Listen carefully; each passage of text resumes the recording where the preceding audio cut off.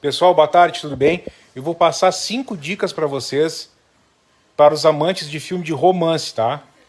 Em primeiro lugar, Em Algum Lugar do Passado. Esse filme é imperdível, tem uma trilha sonora sensacional. É com Christopher Reeve.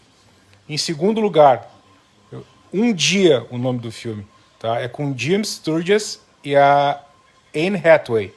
Esse filme é bem impactante e faz a gente pensar bastante.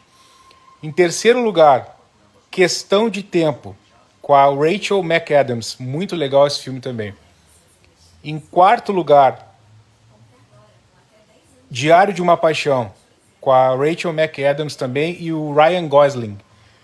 E em quinto lugar, tem um filmaço para vocês que é chamado Um Homem de Família, com Nicolas Cage. Assistam esse filme de romance e reflitam. São bem legais. Boa tarde, pessoal.